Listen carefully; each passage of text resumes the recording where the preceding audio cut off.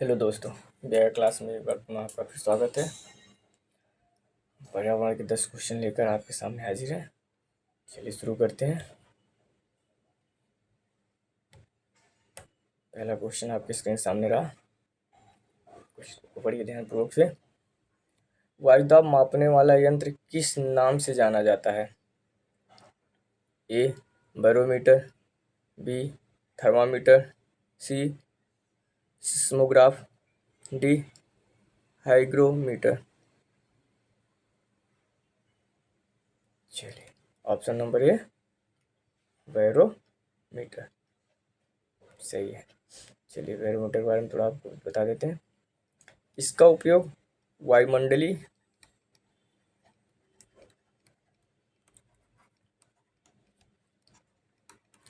दाब को मापने के लिए किया था।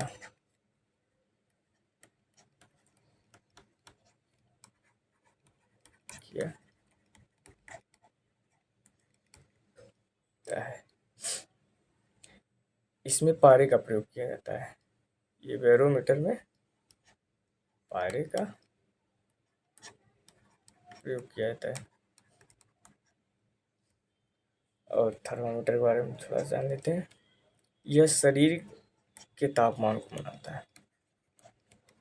ताप को मापता है। ठीक।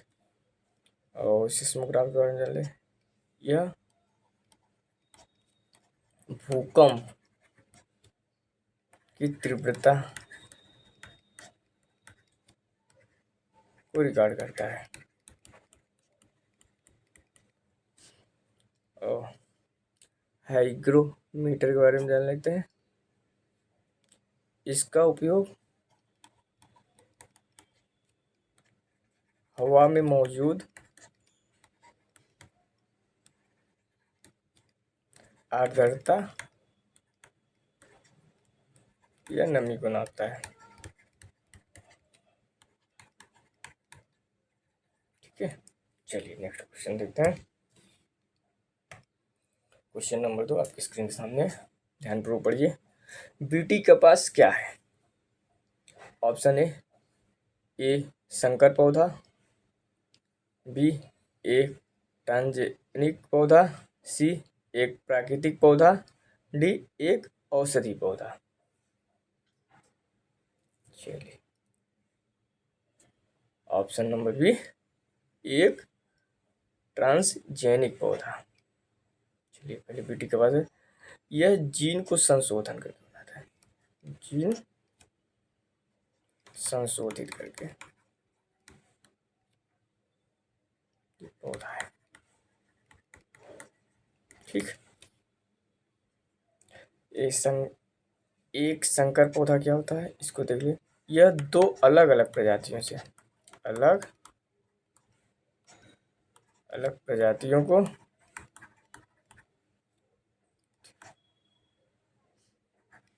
के प्राकृतिक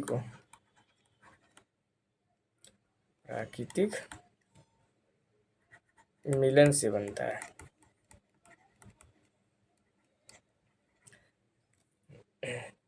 जैसे दो अलग कास्ट में जाति होने के बाद जो बच्चा पैदा होता है वो संकर कहलाता है। एक प्राकृतिक पौधा क्या है? ये नेचर के द्वारा। ये औषधि पौधा क्या है? औषधि पौधा वही होता है जिनका उपयोग दवाइयों बनाना, जिनका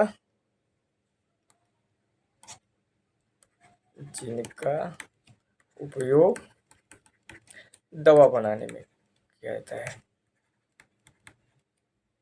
जैसे नीम, तुलसी इत्यादि। ठीक, चलिए नेक्स्ट क्वेश्चन देखते हैं। क्वेश्चन नंबर 3 आपकी स्क्रीन के सामने है। कौन सा वायुमंडलीय प्रदूषक अम्लीय वर्षा का मुख्य कारक है? Option number A SO2, B H2S, C HCl, D N2। Option number A SO2। इसे कहते हैं सल्फर डाई ऑक्साइड। चलिए इसके बारे में देख लेते हैं। यह अम्लीय वर्षा का सबसे बड़ा कारण है। वायुमंडल में जलवाष्प के साथ मिलकर क्या बनाता है, H2SO4 सल्फ्यूरिक एसिड बनाता है। फ्यूरिक एसिड बनाता है जिसके कारण वर्षा होती है, अम्लीय वर्षा होती है। H2S के बारे में देख लेते हैं। ये होता है हाइड्रोजन सल्फाइड ना, हाइड्रोजन सल्फाइड का यह सड़े हुए जैसी गंधी वाली है प्रदूषक है। यह सड़े हुए गंधी वाली प्रदूषक होता है, जैसे जो सड़ जाते हैं। और HCl के बारे में देख लेते हैं। हाइड्रोलिक एसिड होता है इसका, हाइड्रोलिक एसिड। ठीक है, यह भी अम्लता बढ़ाता है, अम्लता बढ़ाता है, बढ़ाता है। लेकिन वायुमंडल में SO2 जितना प्रभावशाली है उतना ये नहीं है। ठीक, अभी N2 तो नाइट्रिक एसिड कहते हैं इसके बाद। चलिए ठीक है, नेक्स्ट देखते हैं। क्वेश्चन नंबर 4 आपके इसके सामने, ध्यानपूर्वक पढ़िए। निम्न में से कौन सा सर्वाधिक उत्पादक पारिस्थितिकी तंत्र है ना? उष्णकटिबंधीय वर्षावन, टुंड्रा, सवाना, मरुस्थल। चलिए ऑप्शन नंबर ए उष्णकटिबंधीय वर्षावन। चलिए यहाँ अत्यधिक वर्षा होता है, अत्यधिक वर्षा होता है और धूप भी, साथ साथ धूप भी होते हैं, जिससे पौधों और जीवों की विविधता और उत्पादकता सबसे अधिक होती है। ठीक है, टुंड्रा, अत्यधिक ठंड और बर्फ के कारण यहाँ उत्पादकता बहुत कम होती है। अत्यधिक ठंड और बर्फ के कारण उत्पादकता बहुत कम होती है।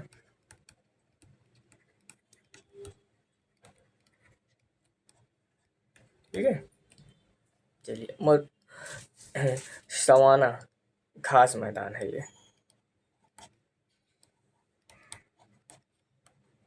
मैदान।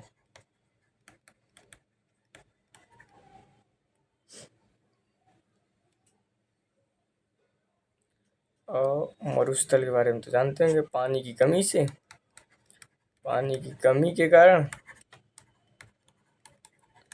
उत्पादकता बहुत कम होती है, बहुत कम, नगण्य मान के चलिए। ठीक, चलिए नेक्स्ट क्वेश्चन,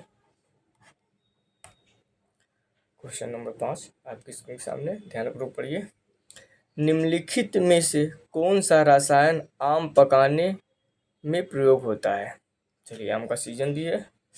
चलिए option number A calcium carbonate, B calcium hydroxide, C calcium carbide, D calcium chloride.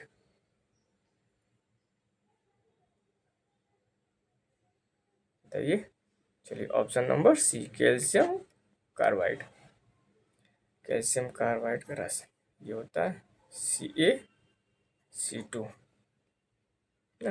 Calcium carbide के नमी के संपर्क में आता है तो वह एसिटिलीन गैस छोड़ता है। नमी के समय कौन सी गैस छोड़ता है, ये ध्यानपूर्वक से ध्यान रखिएगा, एसिटिलीन गैस छोड़ता है। होता है, जो प्राकृतिक एथिलीन गैस की तरह फलों में को तेजी से पकाता है। ठीक है, और प्राकृतिक गैस कौन सी पकाता है? एथिलीन, एपिलीन गैस की तरह पकाता है। चलिए, कैल्शियम क्लोराइड के बारे में तो जानते हैं। कैल्शियम यह नमक की तरह है, बर्फ पिघलने में या नमी को सोखने का उपयोग करता है। अब कैल्शियम कार्बोनेट के बारे में तो जानते हैं, या चूना पत्थर का मुख्य घटक है।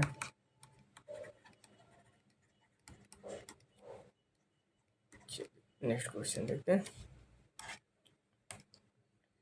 कौन सी बीमारी दूषित जल पीने से फैलती है? AIDS, typhoid, anaemia, tetanus. Typhoid. AIDS तो दो लोगों के संपर्क से या तो ब्लड चढ़ाने से। एनीमिया यह क्या कहते हैं? आयरन की कमी से।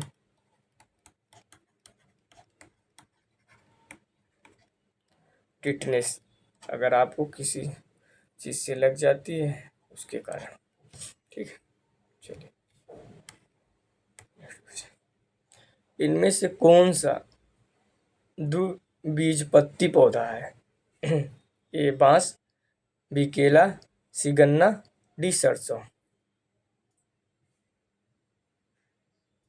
चलिए, डी सरसों। सरसों द्विबीजी पत्ती पौधा है। इसके बीज दो भाग होते हैं, दो भागों में टूटते हैं, जैसे पत्ती और जलिकावत।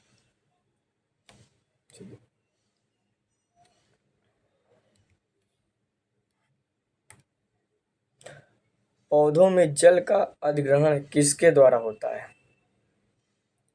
ए जाइलम, बी फ्लोएम, सी कैम्बियम, डी पैलिसेड। चलिए, ऑप्शन नंबर ए जाइलम। यह जड़ों से पानी और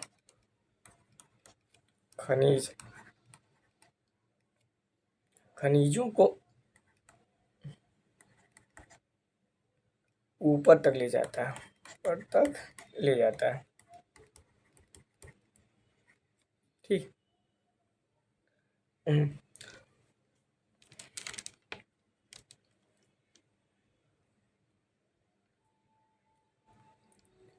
और फ्लोएम क्या करते हैं? यह पत्तियों में बने भोजन को पौधों के बाकी हिस्सों में, पत्तियों बने भोजन को पौधों के बाकी हिस्से में ले जाते हैं। और कैम्बियम क्या करते हैं? यह कैम्बियम मोटाई बढ़ाने के, पेड़ों में मोटाई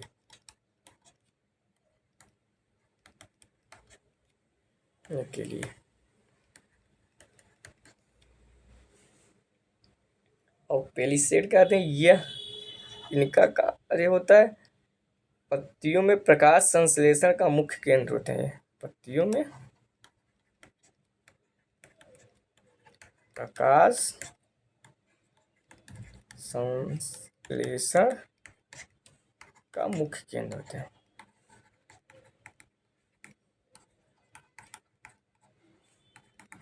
चलिए नेक्स्ट क्वेश्चन देखते हैं। Question number 9। कौन सा प्रथम साहित्यिक स्रोत है? A Rigveda, B Samaveda, C Yajurveda, D Atharvaveda. Option number A Rigveda, सबसे पुराना।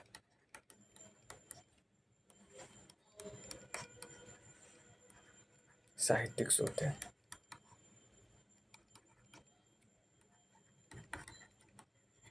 ठीक। सामवेद संगीत, सॉरी,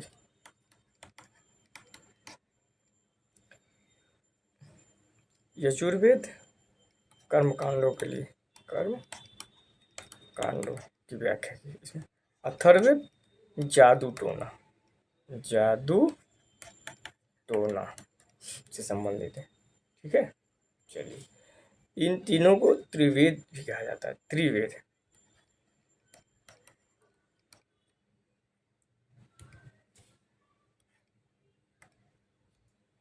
पर्यावरण अध्ययन में शैक्षणिक भ्रमण का मूल उद्देश्य क्या है?